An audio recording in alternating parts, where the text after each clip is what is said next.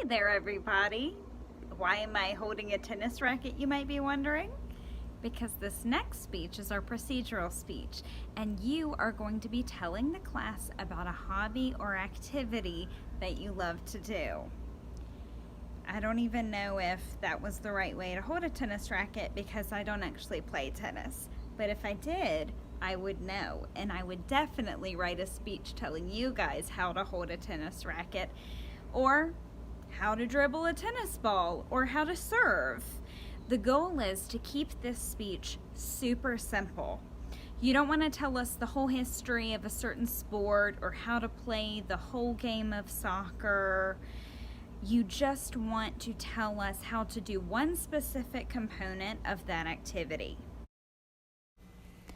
All right, let's get into it. So let's take a look at our structure. So let me start out by saying this is supposed to be something very, very simple and straightforward. This is not supposed to be a really complicated speech that has you guys fumbling with all these different materials and, not knowing what to do next. It's supposed to be very straightforward. You are sharing a simple aspect of a simple task. So you want to keep it very, very specific. So, for example, you might want to talk about how to use the pick of a guitar instead of how to play guitar. Because, playing guitar, well, that's something that can take years to learn how to do. But the simple act of stroking the chords with a pick is something you can describe very, very easily. If you're talking about something that does have a few more steps, like, for example, how to bake chocolate chip cookies, you want to, again, try to keep it as simple as possible. Step 1, preheat the oven. Step 2, gather your supplies. For supplies, you will need a measuring cup, a pan. This is meant to be very elementary. It shouldn't sound necessarily like a college lecture. The point is to understand how to explain a process to someone. So very, very, very basic. You will have a chance to have a more mature conversation in some of the aspects of this speech, but in your step-by-step, you want to keep it simple. So, and another reason for this is because you don't want to have a million supplies that you're trying to show the audience. I had a student one time, no joke, his speech was about how to detail a car. He came in with these huge tires that looked like they would be on a monster truck. He needed help carrying it in. He had all kinds of different wrenches and oil and all these different supplies. Again, he needed help carrying the items in and out, and he actually made a really good grade. He did a great job with it. But I have seen times where having that many supplies just really makes it difficult to navigate through the speech and incorporate all these different supplies and stay on track. It can make you feel a little bit scattered. And again, this is on video. This isn't even in person. So you might be holding a phone in your hand. You might be trying to interact with a camera. And so really just showing one object is the way to go and the way to keep it simple for yourself. So make it easy on yourself, guys. Remember that acronym KISS. Keep it simple, silly. So, intro. You want to explain to us in 1 to 3 sentences how you developed an interest. And this is going to tie in some of the pathos aspects that we had in our wedding toast. So, any kind of heartfelt story. Like, I remember the day I was sitting with my grandmother in her cottage-style kitchen, and I smelled something delicious. I asked Grandma where that smell came from, and her eyes lit up. And she said to me, chocolate chip cookies. Want to learn how to make some? Again, paint a picture with your words. Let us envision that montage of how you got drawn into this. Why did this activity light a spark within you? And then you're going to give us a little preview.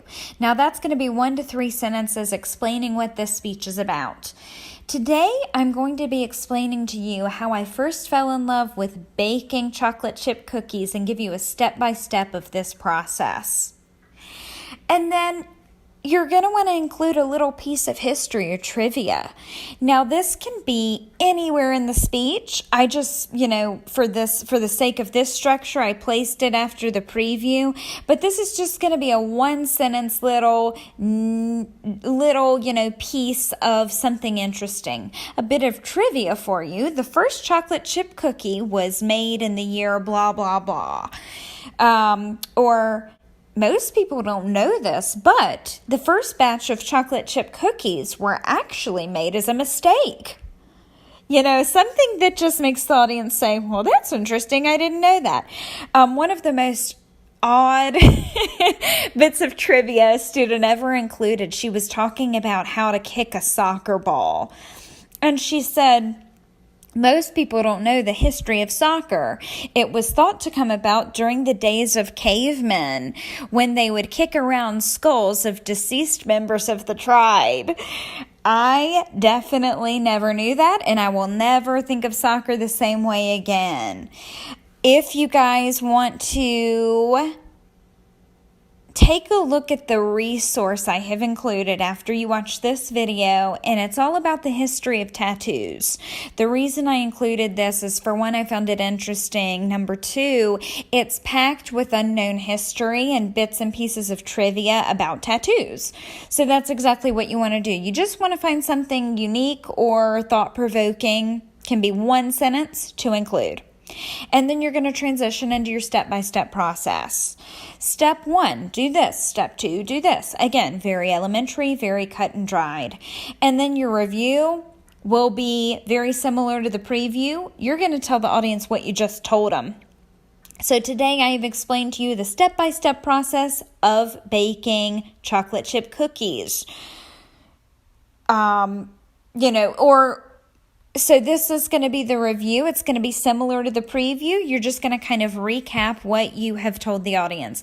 So today I shared with you how I came to fall in love with baking chocolate chip cookies.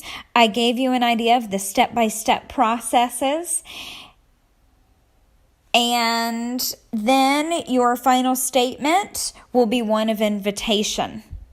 Something that encourages the audience to seek more information if they are interested. So I hope you've enjoyed hearing my talk about how I started baking chocolate chip cookies. I hope you now have enough of an understanding to leave this class today, gather some ingredients, and spend the day baking. Or you can even say, hey, if you guys want to chat more about this, here's my email address. Let me know. But it should be something that encourages them to seek more information or to engage in this activity if they so desire. Just like the last speech, we're going to limit this one to 5 minutes. This speech has had a tendency in the past to run on the long side. Mainly when that happens, it's due to the fact that the students just spend way too much time rambling or gathering way too many supplies that they're trying to show the audience. If you keep it as simple as I've described and keep each step down to the sentence recommendations, you should definitely be able to fit this speech into that 5-minute time frame. Again, any less than 2 minutes would indicate that you just didn't go deep enough on the explanation of how you developed your interest, and most likely you've left some stuff out. So 2 to 5 minutes, no more, no less. So grading. What am I going to be looking at when I watch this? So unlike the last speech, which was more about participation and putting yourself out there and participating to get the credit, this one I will be looking a little bit deeper at some of the specifics, and I will be sending you guys emails about how you performed and how you can build upon your skills for the next speech. So, of course, the emphasis of this speech is on ethos. You are convincing the audience that you are someone who knows a little something about this subject.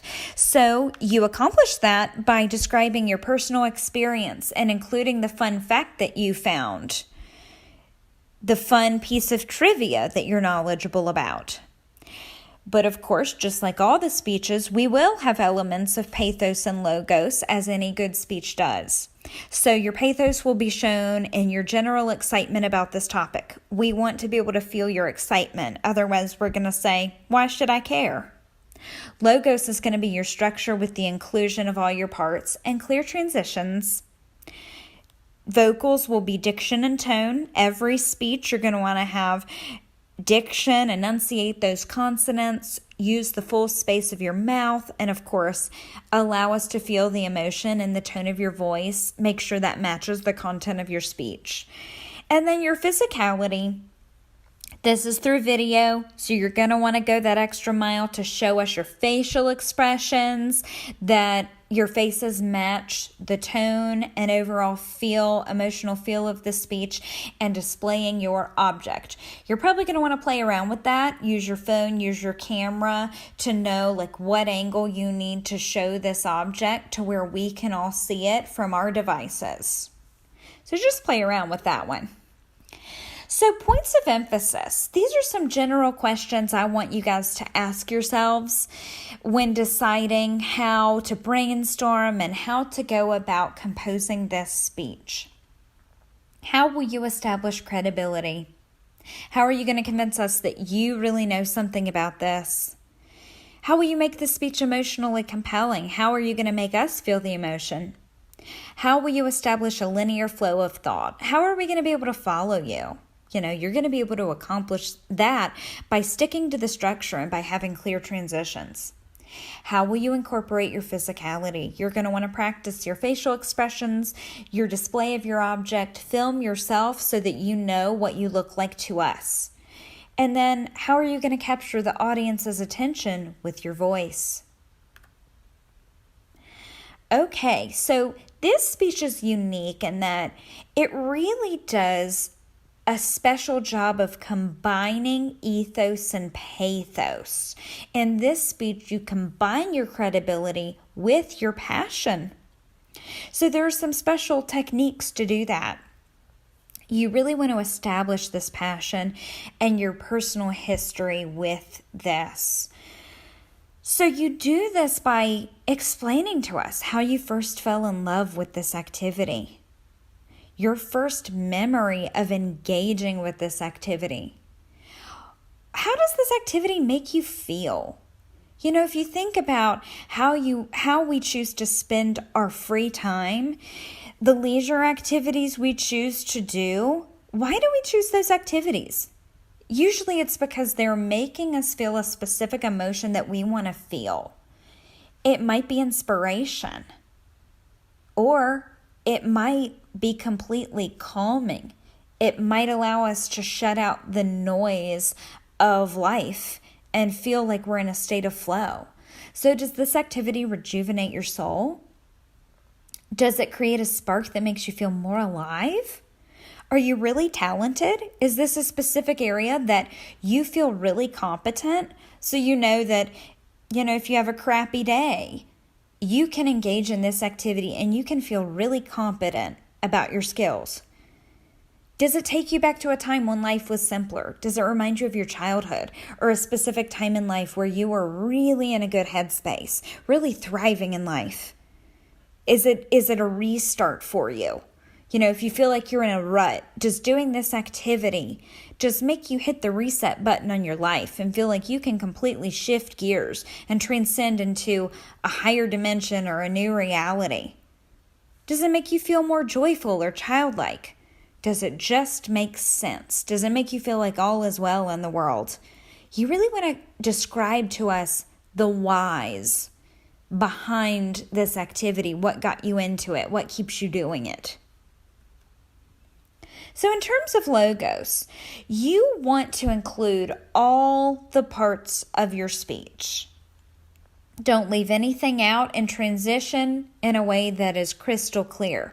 So I included an example about how you can transition in a way that helps us know where you've been, where you are, and where you're going. Now that you know why I'm so passionate about surfing, let me share some enlightening history on the origins of this sport. Okay, after you finish that part, you can transition by saying something like, now that you know how this sport came to be, I'm going to take you through a step-by-step process of pulling yourself up onto the board. Okay, so you're telling them, now that you know this, I'm telling you this. And notice, this topic would be, I'm going to take you on a step-by-step process of pulling yourself up onto the board. The topic isn't just a general how to surf, because I don't know about you guys, but I know my personal level of coordination, and I would not be able to listen to a speech about how to surf and know how to surf. But I might be able to listen to a speech about how to pull myself up onto a board, and it might be basic enough that I could then follow that step-by-step approach to learn that very small aspect of that skill. Knowing this step-by-step process, you may now feel like you're ready to head to the beach. Not so fast. Allow me to offer some general tips and safety techniques to keep in mind. So, again, that would just be tied into the step-by-step process. It allows us to know where we've been, where we are, and where we're going. So transitioning is an excellent way to keep your audience with you when you're working on a structured speech of this nature. So your voice, this is just a review, guys. I know we've talked about voice before. It's never gonna not be important to a speech. Make your words crisp and clear, enunciate your consonants, clarify the beginnings and endings of words, allow your personality to shine through. I beg this of you. I want to see who you are. We all want to see who you are. So make sure that your speeches are always a reflection of what you feel inside and who you are as a person. If there's anything I want to teach you in this class, it's how to use your voice to represent exactly who you are out in this world so that you can live your life on an authentic path, making the right choices for you, and living a life that is right in alignment with who you are. Show us your excitement. Otherwise, we're not going to be convinced. We're going to say, I think this person just chose this topic for this speech. I don't think they're really passionate. Convince us that you're passionate. Now, the visual component of this speech will involve you showing the class something specific. If it's a speech on how to throw a ball, for instance, you'll just hold the object right in front of the camera and perform the movement necessary to get the audience's attention and show your specific steps. I have a few silly examples here. If you are one of these folks that say, I don't know what I want to do my speech about, I don't really have any hobbies at the moment because I'm too busy with school or work or raising kids or whatever the case may be, I getcha. I've definitely had times in my life that I haven't been actively engaged in a hobby. You could pick something new that you want to learn about, or you can fall back on another little trick, and that is to just explain a simple household procedure. There are things that are universal that most of us have some sort of experience with. Washing dishes, making the bed. I've had students do something like making a peanut butter and jelly sandwich or boiling eggs. I actually learned the proper ways to do some of these things by listening to students' speeches. So, how to change the batteries in a remote.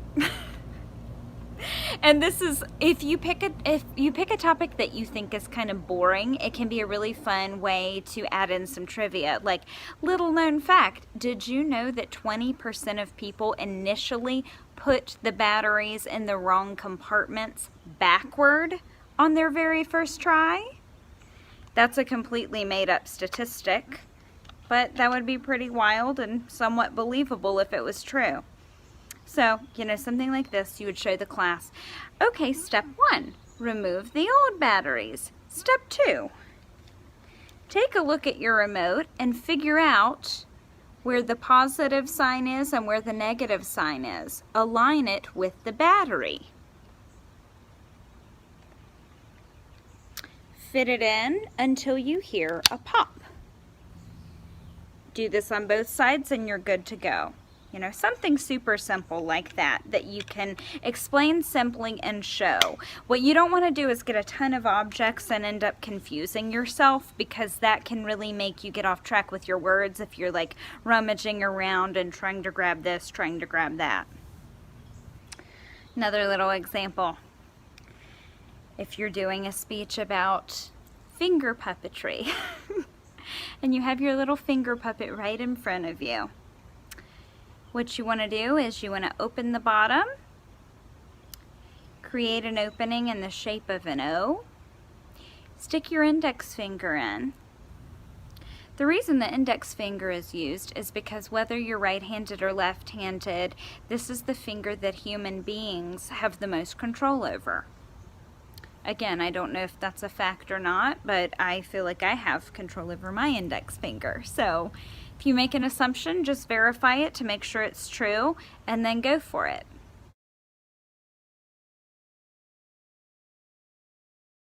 This is one speech that I love because not only do I get to learn more about you guys and your passions and hobbies and interests, which is even more important because I'm getting to know you through video and not in person, but I learned so much from these speeches, so I can't wait to hear what you guys are into and learn something about a topic I've never given much thought before. Can't wait to hear your speeches. See you soon.